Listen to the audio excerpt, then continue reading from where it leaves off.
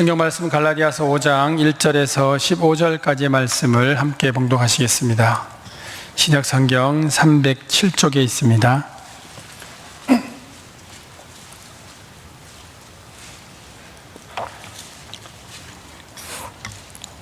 갈라디아서 5장 1절에서 15절까지를 함께 봉독하시겠습니다. 그리스도께서 우리를 자유롭게 하려고 자유를 주셨으니 그러므로 굳건하게 서서 다시는 종의 멍에를 매지 말라. 보라, 나 바울은 너희에게 말하노니 너희가 만일 할례를 받으면 그리스도께서 너희에게 아무 유익이 없으리라. 내가 할례를 받는 각 사람에게 다시 증언하노니 그는 율법 전체를 행할 의무를 가진 자라. 율법 안에서 의롭다함을 얻으려 하는 너희는 그리스도에게서 끊어지고 은혜에서 떨어진 자로다. 우리가 성령으로 믿음을 따라 의의 소망을 기다리노니 그리스도 예수 안에서는 할례나 무할례나 효력이 없으되 사랑으로서 역사하는 믿음뿐이니라. 너희가 다름질을 잘 하더니 누가 너희를 막아 진리를 순종하지 못하게 하더냐. 그 권면은 너희를 부르신 이에게서 난 것이 아니니라. 적은 누룩이 온 땅에 온통이에 퍼지느니라. 나는 너희가 아무 다른 마음을 품지 아니할 줄을 주 안에서 확신하노라. 그러나 너희를 요동하게 하는 자는 누구든지 심판을 받으리라. 형제들아, 내가 지금까지 할례를 정한다면 어찌하여 지금까지 박해를 받으리요. 그리하였으면 십자가의 걸림돌이 제거되었으리니 너희를 어지럽게 하는 자들은 스스로 베어버리기를 원하노라. 형제들아, 너희가 자유를 위하여 부르심을 입었으나 그러나 그 자유로 육체의 기회를 삼지 말고 오직 사랑으로 서로 종노릇하라. 온 율법은 내 이웃 사랑하기를 내 자신같이 하라 하신 한 말씀에 이루어졌나니 만일 서로 물고 먹으면 피차 멸망할까 조심하라. 아멘. 오늘 5장 1절에서 15절의 전체의 내용은 우리에게 자유에 대한 질문입니다. 여러분들은 자유하십니까? 자유하기를 축복합니다. 바울은 그리스도 안에서 누리는 자유, 그리스도로부터 얻는 자유가 복음의 핵심이라고 이야기를 합니다. 자유라는 것은 어디에나 매여 있지 않는 것을 자유라고 합니다. 만약 매여 있다면 그 매여 있는 것 때문에 그는 자유하지 못할 것입니다. 매여 있지 않으려면 바라는 것이 없어야 합니다. 바라는 것, 요구하는 것, 이루어졌으면 하는 그것들이 없으면 자유할 수 있는데 사실 그것을 꼭 욕심이라고 말하지 않더라도 우리 모두에겐 다 있습니다. 많은 종교에서 이 욕심을 없게 하려고 하면 없게 하는 것이 그 종교의 목적입니다. 불교도 그렇고 유교도 그렇고 마음을 비우고 내려놓으면 모든 것에서 모든 고민과 걱정과 번민에서 벗어날 수 있다고 이야기를 합니다. 그 원인과 결과를 잘 찝었지만 그들이 가지고 있는 그 내용에서 어떻게 하면 욕심을 없앨 것이냐 하는 것에 대해서는 답을 주지 못하고 있습니다. 그래서 사람들은 자유할 수가 없습니다. 모든 것들을 내려놓았다고 하더라도 그 사람이 죽기 전까지는 그는 자유로운 사람이 아닙니다. 성경은 우리에게 모든 것에 매여 있지만 그리스도 안에만 있기만 하면 더 이상 매여 있는 사람이 아니라 자유한 사람이라고 선포를 하고 있습니다. 그리스도 안에서 우리는 복음 안에서 참 자유자가 될 수 있다는 것입니다. 이것이 다른 종교와 교회와 차이점입니다. 오늘 바울의 1절 말씀에 다시는 종의 멍에를 매지 말라라고 하는데 종의 멍에를 매지 않을 방법은 무엇일까요? 종이 되지 않을 방법은 다른 사람의 노력이 아닙니다. 우리가 구원을 받고 예수를 믿게 되면 모든 것들이 다 자동적으로 종에서 벗어나고 구원을 받고 모든 것들이 그냥 이렇게 순서대로 1번에서 딱 믿으면 2번, 3번, 4번은 자동으로 막 되는 줄 알아요. 하지만 성경은 말합니다. 바울이 이야기하기를 굳건하게 서서 다시는 종의 멍에를 매지 말라라고 이야기를 합니다. 매지 말라는 이야기는 누가 메워준 것이 아니라 스스로 메웠다는 이야기입니다. 자기 스스로 종의 멍에를 메고 있으면서 많은 사람들은 그 종의 멍에를 벗지 못하고 살아간 자기 인생을 저주하고 다른 사람들을 탓하고 세상을 원망하지 않습니까? 주변에 세상 원망하는 사람들 많이 봐옵니다. 무엇인가 자기가 했어야 함에도 불구하고 이루지 못하는 것 때문에 그것을 탓으로 돌려야만 자기가 좀 편해지고 그 강박관념에서 벗어나기 위해서 자꾸 남 탓하게 되는 거죠. 부모님 탓하고 친구 탓하고 하나님 탓하고 세상을 탓해야만 내가 조금 더 자유할 수 있을 것 같습니다. 하지만 탓을 하면 할수록 더 자기는 종의 또 노예의 역할을 감당할 수밖에 없다는 것을 알게 됩니다. 갈라디아 교인들이 예수님을 만나고 그들이 복음을 통하여서 자유와 평안을 얻었음에도 불구하고 왜 지금도 계속해서 그들이 자유를 갈구하고 있을까요?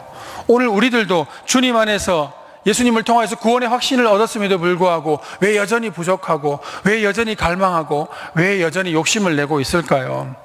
우리도 그것을 버리지 못했다면 우리나 갈라디아 교인들이나 별 다를 바가 없습니다. 그러면 다시 말씀드리지만 우리는 갈라디아 교회에게 말씀하는 바울의 이야기를 우리도 들어야 합니다.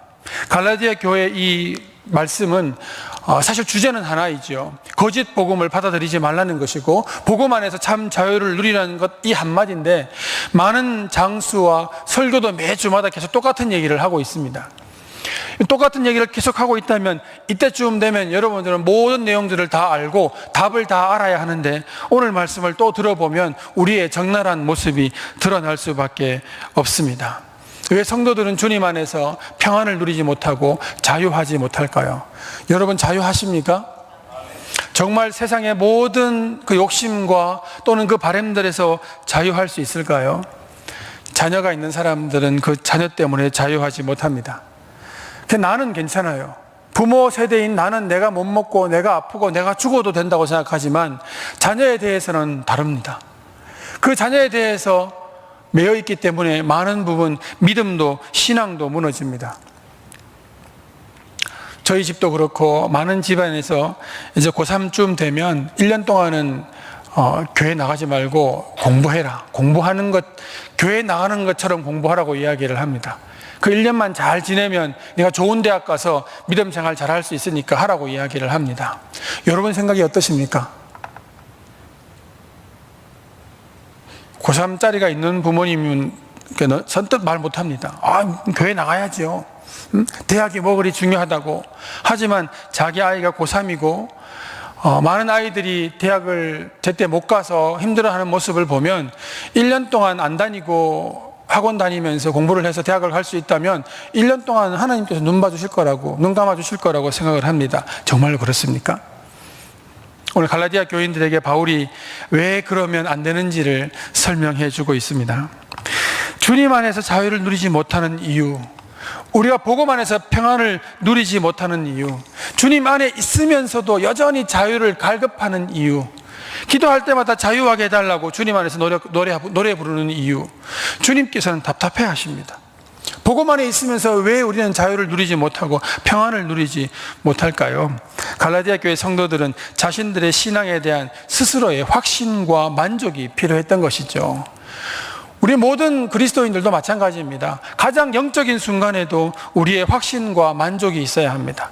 사람들이 움직일 때, 무언가를 희생할 때, 또 내어놓을 때 그 모든 동기가 필요한데 그 동기는 그렇게 할 만한 의미예요. 가치가 있느냐, 의미가 있느냐. 스스로의 만족입니다. 아무리 다른 사람들을 순수하게 돕는다라고 하고 우리가 순수하게 돕는 많은 사람들을 알고 있습니다. 누구라고 말하지 않더라도. 근데 그들의 마음 가운데 내가 이걸 할 만큼 할만하다, 보람차다 이런 마음이 안 든다면 조금이라도 자기 걸 내어놓지 않습니다. 길을 지나가다가 이번에 또 이제 겨울 되고 12월 달 되면 구세군 자선 냄비가 딸랑딸랑 하겠죠. 거기에 지나가는데 그 자선 냄비에 헌금을 하는 사람이 있고 안 하는 사람도 있습니다. 하는 사람은 왜 하고 안 하는 사람은 왜 안 할까요? 같이 자기의 의미를 두는 겁니다. 이런 곳에는 도와주는데 이런 곳에는 안 도와주는 거예요. 마음이 없는 거예요. 안 도와주는 게 아니라 도와주어야겠다는 마음 자체가 안 들어요. 그것은 왜 그렇습니까? 자기 만족에 있는 것이죠. 내가 이것을 도와주고 난 다음에 내가 이것을 도와주었다라는 생각이 내 마음을 따뜻하게 만들어 주어야 그것을 도와줄 수 있습니다. 다른 사람을 위해서 희생하는 것, 헌신하는 것, 그 모든 것들도 자기 만족과 스스로의 확신이 필요합니다. 나는 이것을 행하면서 나는 참 괜찮은 사람이라는 자기 확신들이 와야 한다는 거죠. 그런 거 전혀 없는데 그냥 지나가면서 아무 생각 없이 도와줄 수 있을까요? 아무 생각 없이 도와줄 수는 없습니다. 그런데 우리는 순수하다 말하지만 순수한 사람이 없어요. 신앙도 마찬가지 아닙니까? 여러분들은 왜 수요 예배 나오십니까? 왜 나오셔요? 누가 주일날 예배 왜 나오냐 물으니까 그냥 아침만 되고 한 10시쯤 되면 나도 모르게 일어나가지고 옷을 주섬주섬 입고 해서 11시쯤 되면 교회에 와 있다는 거예요. 우리 그렇게 숙달되어 왔잖아요. 매일 주일 아침마다 오늘 주일이지, 오늘 예배 드리는 날이지, 아니 토요일부터 준비를 해가지고 저녁 늦게, 요즘은 그런 거 안 하는지 모르겠어요. 죄송합니다. 나이도 어린 게. 예전에는 토요일에 꼭 주말에 명화를 했습니다. 그래서 그걸 꼭 보면 12시 넘어가지고 아침에 늦게 일어나가지고 주일 새벽에 새벽 예배도 못 나가고 주일 아침이 망쳐지는 경우들이 많아요. 그래서 예전에는 그리스도인들 가운데 가장 큰 유혹이 주말의 명화였습니다. 주말의 명화. 그거 안 보고 자는 것이 참 큰 믿음이었어요. 토요일부터 준비하는 거죠. 그 주일을 성수하기 위해서 정말 조심해서 준비합니다. 옷도 좀 다려놓고, 헌금도 우리 권사님들 그러시죠? 할 수 있으면 토요일 날 은행에 가가지고 돈을 바꾸고 사는데 돈 잘 안 바꿔줘요, 신권으로. 매일 신권 바꾸러 가면 저 할머니 매일 온다는 거 알아서 안 바꿔줘요. 그러면 아침에 일어나가지고 돈을 다립니다, 다리미로. 지금도 펴시는 분 계시죠? 그게 굳이 그럴 필요 있을까 하지만 그게 평생 우리가 마음을 다져온 거예요. 내일 주일이고 오늘 주일이면 오늘 하루 종일 교회 안에 거하면서 기도하고 말씀 듣고 집에 가서 밥 먹고 저녁 예배 오고, 이것이 당연한 거예요. 그리고 마음에 기쁨이 있는 거죠. 지금도 그렇게 떨리는 마음으로 예배를 준비하시나요? 오늘 찬양단 있는데 오늘 비가 왔잖아요. 비 오는 날 수요일에 부목사 설교하면 누가 오신다고요? 주님 오실 날이 가깝다는 걸 아셔야 합니다. 제 개인적인 생각에는 주님께서 언제 오실까 하면 비 오는 수요일, 날씨 춥고 진짜 교회 가기 싫을 때, 근데 마침 부목사 설교할 때, 그때 주님 오시지 않을까 생각 드는데, 이 수요일에 여러분들이 교회를 오실 이유가 무엇입니까? 그 동기가 있느냐는 거예요. 동기가 있어야 합니다. 근데 그 동기가 주님 안에서 영적인 동기가 아니라 아무런 동기가 없이 그냥 정신 차리고 그냥 예배 드리고 있고, 그런 마음으로 오면 여기서 어떤 설교를 하더라도 어떤 말씀을 드리더라도 마음에 동화가 안 됩니다. 하늘의 소리를 이야기한다고 해도 마음의 보람과 의미와 가치가 없어요. 이미 준비하고 오지 않았기 때문에, 그것을 여기서 말씀을 듣고 뭔가를 얻어가야 돼라는 그런 동기부여가 안 됐기 때문에 그냥 여기는 예배 드리는, 그냥 재단을 쌓는다 그러죠. 그냥 재단 쌓는다. 재단 쌓는다는 말이 좋은 말이기도 하지만 나쁜 말이기도 합니다. 그냥 왔다 가는 거거든요. 출석하는 거거든요. 마음은 안 오고 몸만 왔다 가는 것이거든요. 그래서 그런 마음들로 우리가 주님께 나아간다면 참 어렵죠, 그런 신앙생활이. 근데 오늘 우리가 그런 신앙생활을 할 수 있습니다. 하고 있을 수도 있습니다. 주일을 그렇게 보내고 수요일도 그렇게 보내고 아무런 기대와 아무런 바람도 없이 매일매일 예배를 드리고 있다면 우리는 그 예배 가운데 자기 만족, 자기 확신에 사로잡혀 있습니다. 말씀의 은혜 받았다, 예배의 은혜 받았다. 예배라는 건 예배 자체에 이미 은혜를 받으셔야 합니다. 제가 설교하는 부목사가 설교 좀 못해도 상관없어요. 예배라는 것은, 여러분들 예배를, 참 큰 착각이 많아요. 예배는 우리가 뭔가를 받으러 온 곳이 빚 받으러 온 곳이 아닙니다. 예배는 우리가 하나님께 드리기 위해서 온 거예요. 찬양을 드리고 마음을 드리고 기쁨을 드리고 하나님 우리와 함께 하셔서 감사합니다는 감사를 드리러 온 자리가 예배예요. 그래서 예배를 드린다라고 하잖아요. 예배를 드린다. 근데 뭔가를 받으러 왔어요. 받으러 왔으니까 찬송도 별로 큰 소리로 안 하고 그냥 자근자근한 소리로, 난 원래 고생한 사람이라서 저렇게 입을 크게 벌리고 난 찬송 안 해 하고 조곤조곤 찬양하는지 모르겠습니다. 찬양 크게 하셔야 돼요. 마음을 다 들여가지고. 예배 끝나고 나면 목이 좀 쉴 정도로 찬양해야 됩니다. 그렇게 찬양 한번 해보신 적 있으신가요? 제가 한번 지난주에 말씀드렸죠.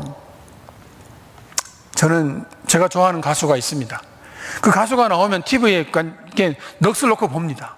그 노래가 감성을 움직이면 눈물도 납니다. 여러분도 그러시죠? 요즘 나는 가수다. 요새 가수들이 노래를 얼마나 잘하는지 몰라요. 그걸 딱 듣고 있다 보면 그냥 거기에 심취하다 보면 눈물이 절로 막 흐를 정도로 아주 그 감성을 자극하죠. 근데 우리는 주님을 찬양할 때 그런 간절한 마음으로, 기쁜 마음으로 찬양해 본 적이 많지가 않다는 거예요.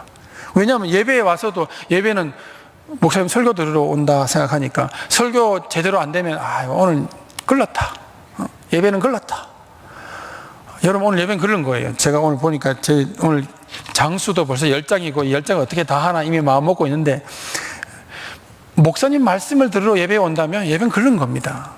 이미 예배를 오기 전에 오늘 비가 와도 괜찮은 것은 뭔가를 받으러 가는 게 아니니까, 여기 와가지고 주님을 진심으로 찬양하는 그것으로 예배가 드려지고 그것을 은혜 받는다면 실패할 예배가 어디 있습니까? 예배는 다 성공하는 거예요. 근데 거기에 예배에 뭔가 받으려고 오면 예배가 실패되는 예배가 있습니다. 찬양도 은혜 안 되고 목사님 말씀도 은혜 안 되고, 말씀 듣다 보니까 저거 꼭 놔들으라고 하는 소리인데, 이런 마음이 들면 마음이 꽁 해가지고 그 마음이 딱 닫혀버리면 그때부터는 예배가 안 되죠. 우리는 믿으면서도 자기 만족에 심취해 있습니다. 목사님 설교할 때에도 들어보고, 그게 들어보고 내가 아는 이야기면 그렇지 아멘 아멘. 여러분 어떨 때 아멘 하십니까? 부담될 때 아멘 하세요? 강단에 서서 설마 목사님이 손가락질 하면서 김집사 똑바로 믿어 이렇게 하지는 않잖아요. 얼마 전에 흰돌산 거기 갔더니 목사님께서 예배 중간에 김집사님 나오라 그래가지고 회초리를 종아리를 때리시더라고요. 제가 완전 경악을 했습니다. 예배 시간에 어떻게 그럴 수 있을까? 하나님을 찬양하는 자리인데 쇼 같은 일을 해가지고, 제가 그 목사님 이름 내가 말씀 못 드리겠지만 그때부터 그 목사님을 정말 사랑하고 좋아했는데 막 충격이었어요. 여러분 그런 얘기도 받아들일 수 있겠습니까? 예배 중간에 그렇게 하지는 않잖아요. 그러니까 우리 모두는 여기서 나 혼자 있는 게 아니라 우리가 다 함께 있다는 것만으로 마음의 위로가 되는 거예요. 그 말씀해도 꼭 나만 들으라는 건 아니겠지 하고 벗어나죠. 자기 마음속에 꿰뚫고 찌르고 이런 것들이 오지 않는 이상은 우리는 예배에 대해서 방관자입니다. 방관자. 모든 사람들이 다 그렇게 예배를 드린다면 예배 가운데 하나님이 어디에 임재가 있을까요? 무서운 이야기죠. 갈라디아 교회 성도들이 바로 이것 때문에 그들이 시험에 들게 된 것입니다. 자기 만족, 자기 확신, 내가 믿고 있다, 믿음은 이런 것이야, 이것 때문에 그들은 율법을 받아들이기를 원했고 할례를 행하기를 원했던 것입니다. 무서운 이야기입니다. 바울이 그들에게 이야기하기를 너희는 이미 자유한 사람들이다. 그리스도 안에 있으면 자유한데 왜 자유한 사람들이 자유와 평안을 누리지 못하고 또 다른 자유를 갈구하느냐. 만약 너희들이 그런 의미로 율법을 구한다면 너희는 그리스도와 상관이 없는 자이다라고 얘기하는 거예요. 오늘 우리 삶 가운데에서 우리는 율법을 행하지 않고 할례를 행하지는 않고 있지만 곰곰이 한번 생각해 보세요. 성경에 구약 성경은 창세기부터 말라기까지 율법의 토대 위에 세워져 있습니다. 하나님께서 이스라엘 백성들에게 항상 요구하시는 것이 율법이었습니다.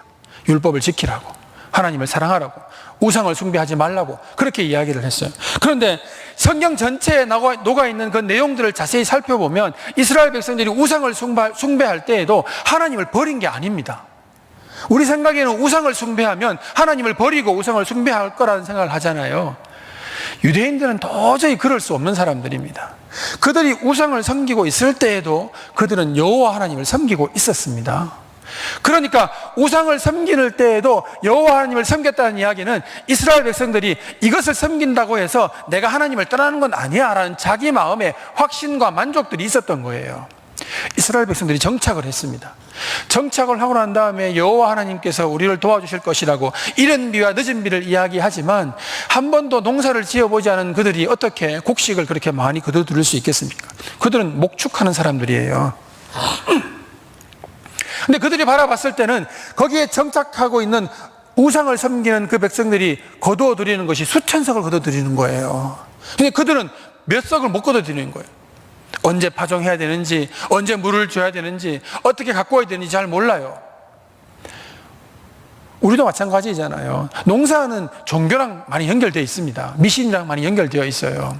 그러니까 이스라엘 백성들이 선택한 것은 우리가 여호와 하나님을 섬기지만 곡식을 거둬들여야 하니까 저기 섬기는 저들도 한번 가서 보자, 어떻게 하는지 보자 하고 그들에게 가가지고 농사 지을 때 이런 보세요. 저도 바닷가에 살았지만 그 매 연초에 그 풍어를 위해서 풍어제를 지냅니다.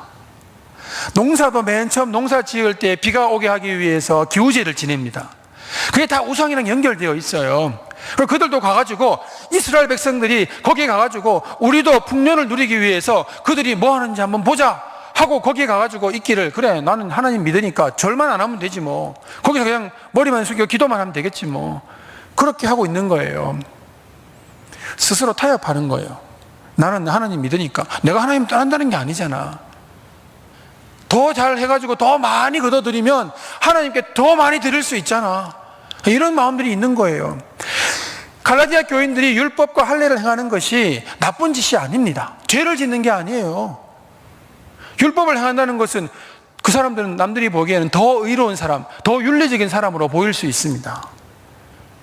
예수님 믿을 때 그들이 할례를 행한다면 더 완벽한 그리스도인으로 거듭날 수도 있겠죠. 그러니까 갈라디아 교인들에게는 율법을 행하는 것이 아무렇지도 않습니다.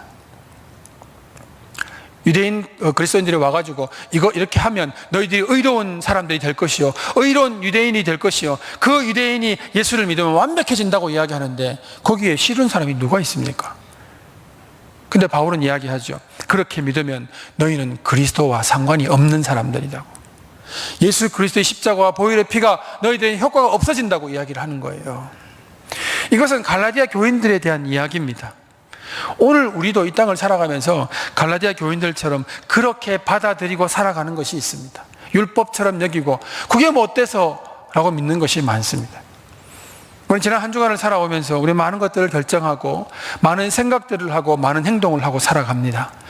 여러분, 그 많은 행동과 생각과 결정 가운데 하나님께서, 주님께서 만약 이거 이렇게 하셨다면 허락하셨을까 하고 주님을 기억하고 주의 생각과 그 뜻과 그 사명들을 한번 고려해 보신 적이 있으신가요? 우리는 그렇게 살지 않습니다. 우리는 세상살이에 예수님은 필요 없습니다. 여러분, 예수님께서 만약 내 삶의 일거수일투족을 다 간섭하신다면 내 삶이 어떻게 될까요? 저는 그걸 상상해 본 적이 있어요. 아침부터 일어나가지고 주님께서 일일이 다 간섭하신다면, 믿음으로 살기 위해서 간섭하신다면 나는 귀찮아 죽을 것 같아요. 여러분은 어떻습니까? 그래서 우리는 우리 일상 가운데 주님이 필요 없잖아요. 아니, 필요하지만 와서 직접적으로 간섭하는 건 원치 않잖아요. 그렇게 살아갑니다. 그러다가 주님이 필요할 때가 오죠. 언제 필요합니까? 우리가 어떻게 할 수 없는 일을 당하게 될 때, 아이가 대학을 가야 되는데 시험은 뭐 거마거마 쳤다고 해요. 근데 입시 설명회 갔더니 사람들이 얼마나 많은지, 가보셨나요? 경희대학교 앞을 지나는데 우리 마현주 전사님이 지나가는데 20분 걸렸대요. 그 앞에 지나가는데. 그 정도로 많은 사람들이 그 입시 설명회에 와가지고 뭔가를 들어보려고 옵니다. 거기 한번 갔다 오면, 그래, 이 대학 정도는 갈 수 있어, 이런 마음이 아니라 엄마들이 막막해진답니다. 야, 여기도 안 되겠다. 나는 평소에는 경희대 나왔다 그러면 아이고 경희대 나와가지고 이래 생각했는데, 여러분, 경희대 아무나 못 갑니다. 경희대 반에서 1, 2등 해야 갑니다. 모르셨죠? 우리 옆에 있는 학교라 가지고 이 경희대학교를 만만하게 보면 안 돼요. 거기 가려고 해도 반에서 1, 2, 3등은 해야 갈 수 있어요.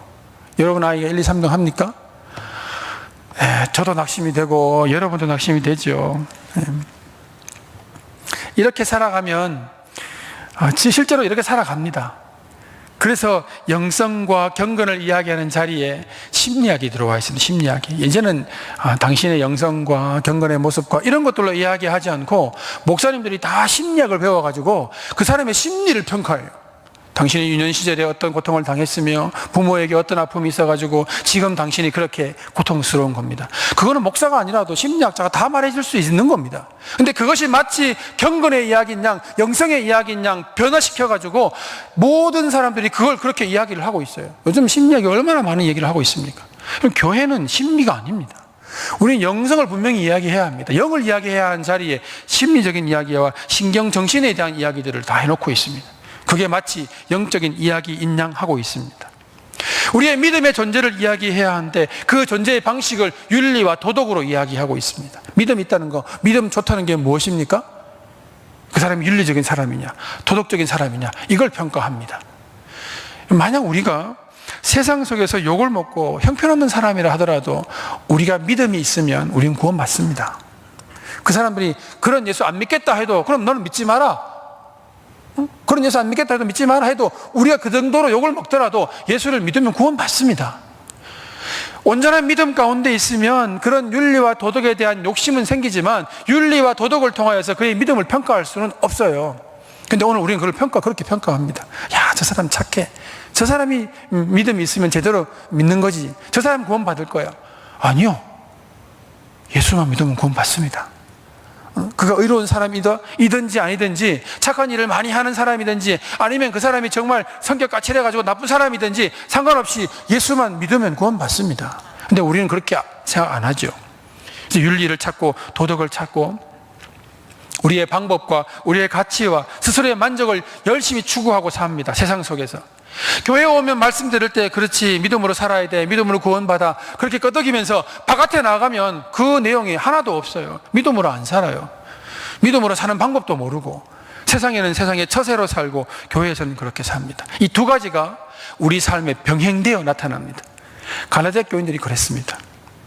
때로 율법으로 살고 또 믿음으로 살고 믿음으로 구원받지. 그럼 믿음으로 구원받지. 하늘 일을 하고 율법을 지켜야 의로운 사람이 되지. 그렇지. 그걸 해야 의로운 사람이 되는 거지. 이것도 오케이, 저것도 오케이예요. 근데 바울은 이야기합니다.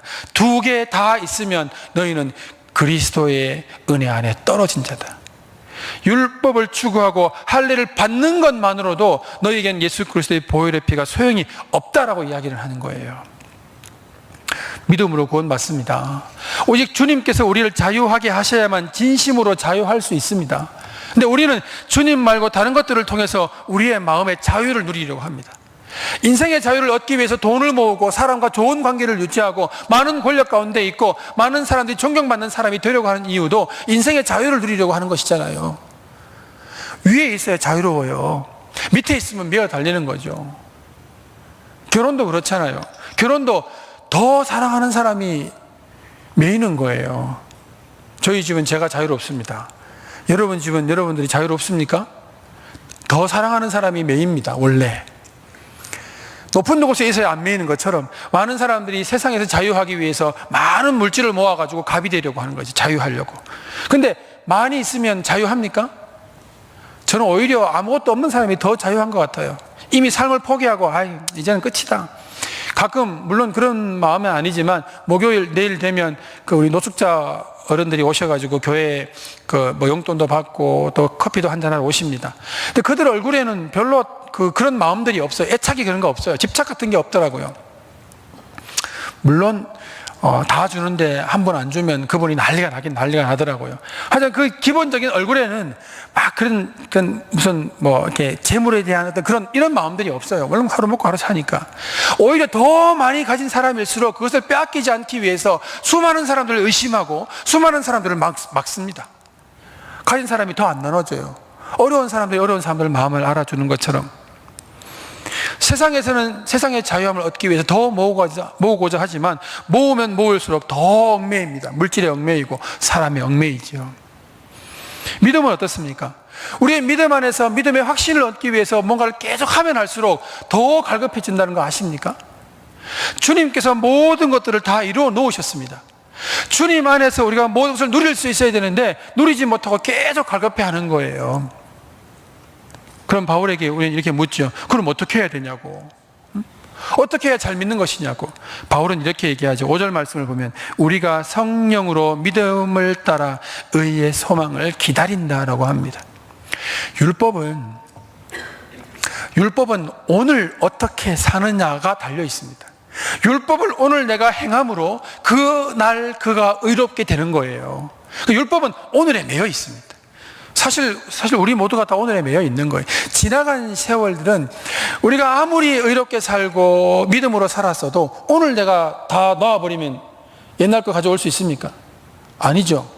내가 옛날에 이랬는데 내가 해봐서 아는데 이런 얘기하는 사람을 뭐라고 부르는 줄 아십니까? 딱 두 글자로 부릅니다. 꼰대라고 합니다. 꼰대. 혹시 여러분 꼰대라고 애들이 혹시 부를 수도 있어요. 애들 불러놓고 뭐라 할 때 야단칠 때 아빠가 다 해봤어 하는데 그건 그렇게 하면 안 된다고 이렇게 얘기하면 애들이 속으로 저 꼰대 이렇게 얘기해요. 또 그냥 어른들이 젊은 사람들 불러놓고 이야기할 때 내가 말이야 우리 권사님들, 장로님들 꼰대 되면 안 돼요. 꼰대가 좋은 말이 아니거든요. 내가 해봤어 하는데 라고 하면 안 돼요. 항상 요즘 젊은이들이 아주 못돼가지고 그게 안 듣는단 말이에요. 여러분도 꼰대 아니시죠? 이게 보니까 딱 꼰대시군요.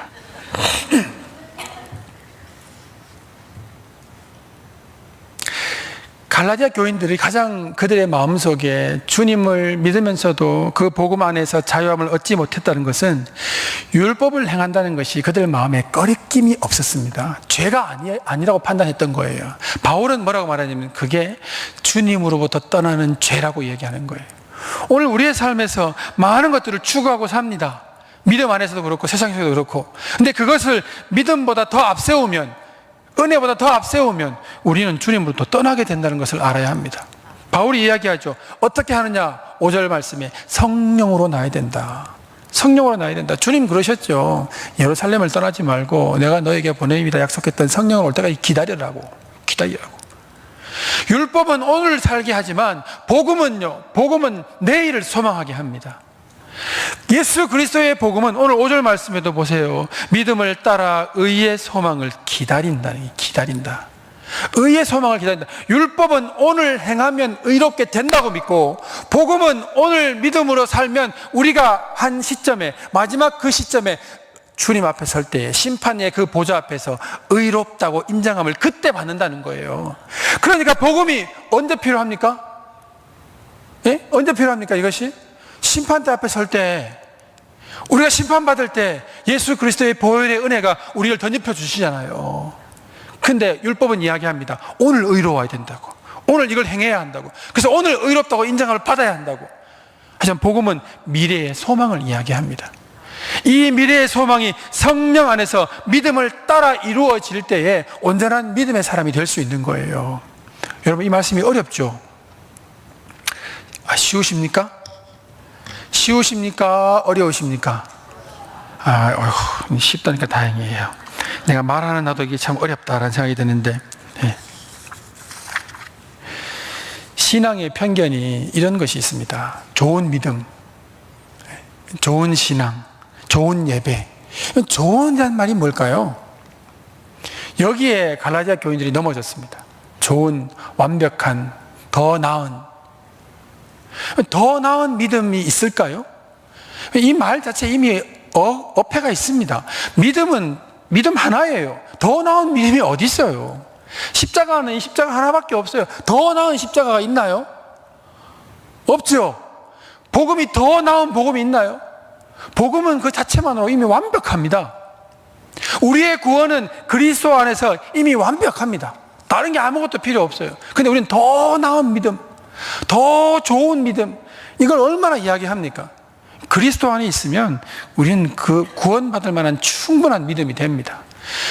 그리스도 안에 있는지를 살펴봐야 되지. 더 나은 믿음, 더 좋은 믿음 뭐하라 이야기합니까? 바울이 이야기하죠. 그래, 할례를 받아라. 그래, 율법을 행해라. 할례를 받고 율법을 행한다 해도 그게 무슨 소용이냐? 할례나 뭐 할례나 소용이 없다는 거예요. 무엇이 소용없습니까?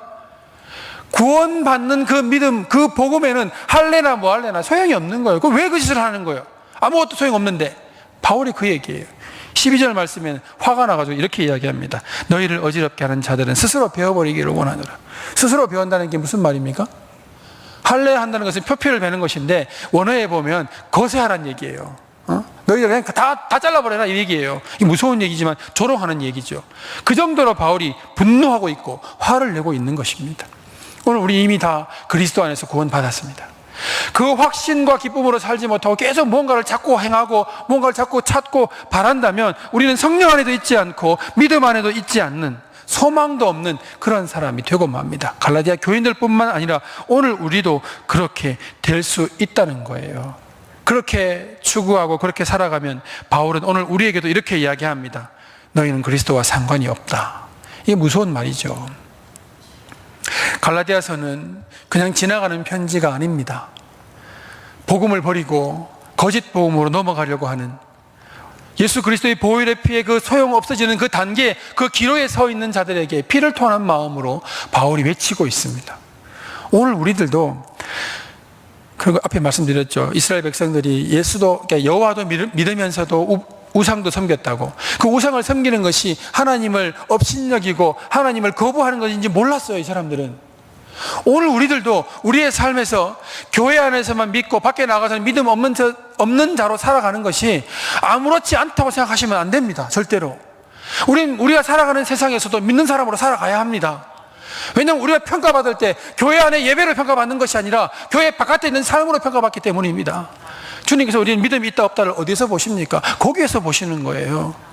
근데 여기서 믿음으로 살았다 말하면, 거기에서 믿음 없이 살아간다면 우리는 이중인격자입니다. 그리스도의 복음에서 떨어진 자입니다.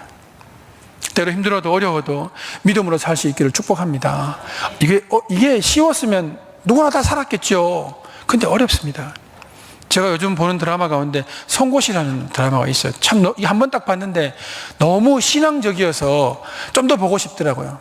거기 보면 한 사람이 나오는데 자기 일 또 남의 일을 위해서 나서가지고 이제 뭐 노동쟁의를 하고 노조를 하는 그 내용인데, 그 사람이 그렇게 하면 존경받아야 되는데 그렇게 한번 그들을 도와주는데 도와주는 사람들마저도 그를 의심하고 욕하고, 또 이쪽에서 욕하고, 그러니까 남을 도와주면서 욕을 먹고, 남을 도와주면서 한 번 했던 내용들이 그 사람이 그 평생 당해야 할 그런 조롱과 핍박을 다 받아야 할 위치에 서게 되는 거예요.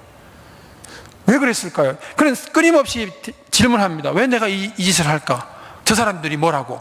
그냥 내가 입만 좀 다물고 있으면, 그냥 돌아서면 안 본 척하면 그냥 내 인생이 편할 텐데, 그런 이야기를 해요. 믿음이란 세상 속에서 믿음 외치고 나면 그때부터는 고난입니다. 안 믿는 사람이 조롱합니다. 믿음이라고 외치면 나뿐만 아니라 내 아이도 그렇게 될 수도 있습니다. 믿음이라고 외쳐가지고 그 믿음에서 내가 불이익을 당하고 쫓겨나서 가난하게 살면 내 아이도 가난하게 살아야 돼요. 그 한 번 때문에. 나는 괜찮아요. 나는 좀 그래 살아도 되지만 내 아이가 저렇게 살아야 한다는 생각을 한다면 어떤 부모가 그 판단을 쉽게 내릴 수 있겠습니까? 믿음이란 그런 것입니다. 믿음이란 여러분이 살아가야 할 그 세상에서 믿음을 외치고, 가난해져야 되면 가난해져야 되고, 아파야 하면 아파야 되고, 욕먹으면 욕먹어야 되는 거예요. 그거 감당할 수 있습니까? 성경은 이야기합니다. 감당할 수 있겠냐고 질문합니다. 거기서 나는 못하겠어요 하면 주님을 버리는 것이고, 말씀을 듣는 것이 쉬운 일이 아닙니다. 선포해서 여러분 말씀대로 사시겠습니까? 라고 묻는데 그걸 여러분들을 무관심하게 지나쳐버린다든가 아니면 노라고 이야기하면 여러분 그 장면에서 이미 천국과 지옥이 갈라지는 거예요. 그래서 설교를 할 때 설교를 하늘과 땅을 이어주는 곳이라고 얘기합니다. 설교를 결단의 자리라고 이야기하는 이유가 바로 거기에 있습니다. 갈라디아 교인들은 결단했어야 합니다. 오늘 우리들도 결단해야 합니다. 믿음으로 살아야 할 그 세상에 여러분 믿음으로 살 수 있습니까? 저는 1년 전만 해도 이 마음이 확신했습니다. 그래서 내가 좀 가난해져가지고 내 아이가 가난해도 되겠다라고 생각했어요. 근데 요즘은 조금 믿음이 없어져가지고 마음에 좀 갈등이 생겨요. 만약 누군가 와가지고 당신의 아들이 아니면 아들이 와서 아빠 나 가난하게 살아도 돼요? 물으면 좀 망설이다가 그래 가난하게 살아도 된다. 저는 지금 얘기할 수 있습니다. 단 믿음은 있어야 된다. 그럼 믿음이 없이 가난하게 사는 건 다시 말씀드리지만 정말로 구질구질한 거예요. 믿음 없이 가난해 보세요. 정말 고통스럽습니다. 근데 믿음이 있으면 가난해도 괜찮습니다. 믿음이 있으면 병들어도 괜찮아요. 이겨낼 수 있습니다. 내 집에 금은 보화가 있는데 밖에 나가 돌아다니면서 남들이 다른 사람들은 다 뭐 빵도 주고 주는데 나를 안 줘요. 그럼 그래도 별로 괜찮아요. 왜 괜찮을까요? 우리 집에 금은 보화가 다 있는데 내가 언제든지 사 먹을 수 있는데. 근데 우리 집에 아무것도 없을 때 밖에 나가서 다 주는데 나 혼자 안 주면요 목숨을 겁니다. 왜 나만 안 주는데? 그것 때문에 얼마나 많은 분쟁과 갈등이 생깁니까? 목요일 내일 오시는 그 노숙자분들도 똑같이 줘야 되지 누군가에게 500원만 더 줘보세요. 난리가 납니다. 진짜 목숨 걸어요. 우리가 믿음 없을 때 세상에서 목숨 겁니다. 왜 나는 없냐고. 하나님 왜 저 사람은 저렇게 많이 주면서 왜 나는 없냐고, 왜 나는 안 주냐고. 이거 뭐 때문입니까? 그냥 믿음 없기 때문이죠. 예수 그리스도에 대한 믿음이 다 떨어져 버리면 교회 안에서도 목숨을 걸지요. 여러분 믿음이 있습니까? 믿음이 있는 자들은 세상 속에서 그거 없어도 고통스러워도 믿음 지키고 삽니다. 괜찮다고 이야기합니다. 하나님, 그리고 넘어져 쓰러져 있으면서도 불구하고 하늘 보고 씩 웃습니다. 믿음이 있기 때문에. 근데 믿음이 없이는 모든 것들이 다 갖추어져도 우린 불행합니다. 왜냐하면 바울의 이야기처럼 그리스도와 상관이 없는 자이기 때문입니다. 여러분들은 그리스도와 상관이 있는 사람입니까? 없는 사람입니까? 스스로를 좀 이렇게 돌아보시고 믿음 안에서 믿음으로 살지 못하는 그 내용들을 주님께 드릴 수 있는 내용으로 바꿀 수 있는 저와 여러분 될 수 있기를 축복합니다. 기도하겠습니다. 주님 감사합니다. 오늘 갈라디아 교인들에게 하신 말씀이 저희에게 하신 말씀인 줄 압니다. 믿음 안에서 자유함을 얻지 못하고 평안을 누리지 못했던 저희 삶을 주님께 드리오니 이제부터는 온전한 믿음 안에서 자유와 평안을 누리는 저희들이 되게 하여 주시옵소서. 예수님의 이름으로 감사하며 기도합니다. 아멘.